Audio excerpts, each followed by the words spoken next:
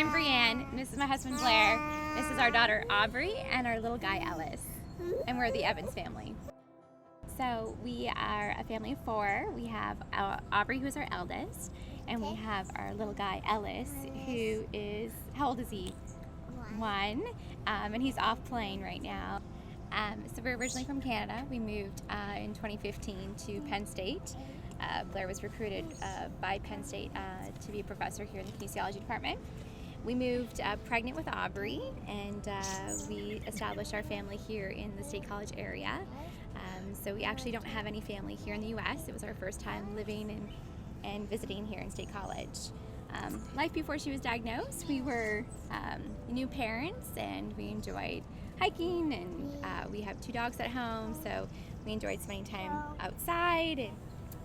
So around the time when Aubrey was first diagnosed, she'd been experiencing some tummy issues and belly issues, and we'd been in and out of the doctors to get it looked up. We'd had a one stop at the emergency to deal with some constipation. We were once we'd kind of had that dealt with, we thought everything was okay. But soon after, we noticed a pretty big lump in her belly that hadn't gone away. So we went into the doctor and and saw a new physician who, I think, looking back, she was pretty alarmed, and so she sent us for an ultrasound. We went out, we grabbed supper, and by the time we'd gotten home, so within less than 2 hours, our family physician had called us to say that she'd heard back from the ultrasound team that we should be exploring kind of assessments related to cancer. And so they didn't know exactly what it was, but they did know that in her belly there was some things that might indicate cancer. So at that time, our option was to wait and go to a nearby clinic somewhere close, or to just basically get in the car, drive down to Hershey. So I think, as most parents in that situation would do, we got up and drove down to Hershey, and that 2-hour drive, or hour and a half drive, probably our phones had never Googled so much in there ever before in relation to this stuff, just constantly looking what it could be. But by 3 o'clock in the morning at Hershey, we'd had a general diagnosis of a Wilms tumor, and it was like a whirlwind for the next 2 to 3 days. By the end of 3 days being down there, she'd had surgery already, carefully removing the kidney, and it was just, we felt within that 3-day period of time, we went from just total chaos in our lives to being in a place where we had a plan, and we kind of knew where we were going from there. So the other piece as well, Four Diamonds provides support that often supplements any other insurance and things like that you might have. And so one period of time where, there were some medications, things like that, post-treatment that Aubrey needed, that normal insurance wouldn't cover fully.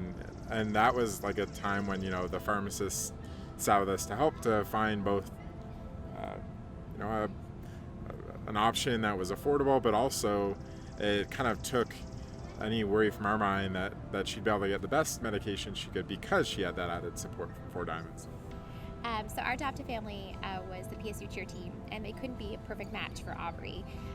Aubrey loved dancing, and she loved singing, and she loves to entertain for her parents, and so the PSU Cheer Team was a great fit for us. I remember our first meeting with them was all of us as a family went, so Blair, myself, and Aubrey and Ellis, and we went to their cheer house, and they had streamers up, and they had a picture of the entire cheer team that they all signed, and it said, "Welcome to our family." What do you like about the cheerleaders? To be pom-poms. You love pom-poms? You love the pom-poms? And what did the cheerleaders say?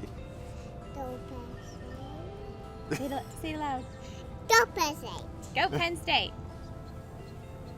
Hope played a role. One thing for me is the hope of seeing other people along the way, like when you're in clinic.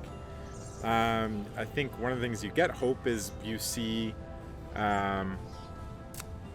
other kids who are experiencing treatment ring the bell as their last treatment. When you see teenagers or young adults coming in for checkups, maybe 3 years, 4 years, 5 years, and they're just doing, the things normal folks do, I think that's where hope comes in. So I think there's lots of those ways that hope tends to come out. We remained really positive through the process. As much as there were times which were struggling and tough, we made sure that Aubrey always knew that we were optimistic and very positive about the processes. We made it an exciting, fun experience as much as we possibly could, so that she also was hopeful in the process and she looked forward to going. And we wanted to make sure that it was comforting for her as much as it was, for our own support systems.